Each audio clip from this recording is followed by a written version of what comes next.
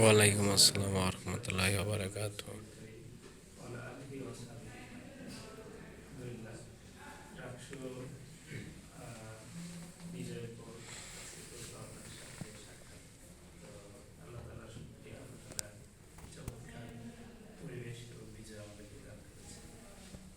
আসলে ফরমালি তো কিছু বলার এখন সুযোগ নাই।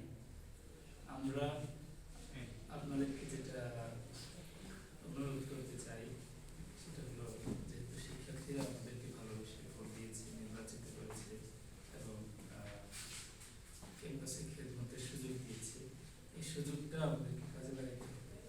সুযোগটা কাজে লাগাবো অবারিত দাওয়াতি কাজের মাধ্যমে। আমাদের প্রত্যেকটা ভাই যদি দাওয়াতি চরিত্র নিয়ে ময়দানে থাকতে পারি, তাহলে সকল শিক্ষার্থী আসলে আমাদেরকে ভালোবাসবে। এই নির্বাচনে যতটুকু ভালোবাসছে তার চাইতে অনেক বেশি ভালোবাসবে। তো আমাদের দাওয়াতি চরিত্রটা হচ্ছে খুব বেশি ইম্পর্টেন্ট। এই সুযোগটা হয়তো কিছুদিন পরে আমরা নাও পাইতে পারি।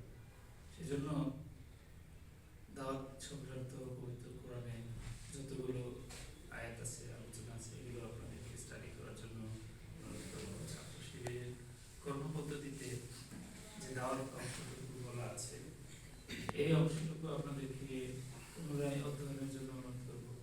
সেখানে দেখবেন যে আমাদের দাওয়াতের যে পদ্ধতিগুলো আছে, ব্যক্তিগত সাক্ষাৎকার, সম্প্রীতি স্থাপনের ব্যাখ্যায় অনেকগুলো বিষয় এখানে বলা আছে। পরিকল্পনা, টার্গেট নির্ধারণ, ক্রমধারা অবলম্বন, যোগাযোগকারীর বৈশিষ্ট্য। তাই প্রথমেই একজন শিক্ষার্থীকে ছাত্র শিবির করার দরকার নেই। আমরা আল্লাহ গোলাম, আমরা সবাইকে আল্লাহর দিকে আহ্বান করবো, আল্লাহর গোলাম হওয়ার ক্ষেত্রে চেষ্টা করব।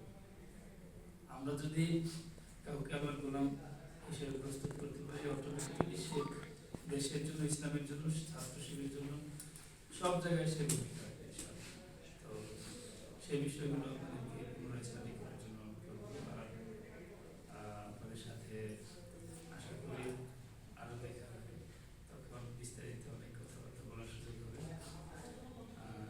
দাওয়াতি কাজের পাশাপাশি দাওয়াতি চরিত্র, আমি বিষয়টা বলছি, নিজেদের আমলের জায়গাটাও যেন জ্ঞান হবে।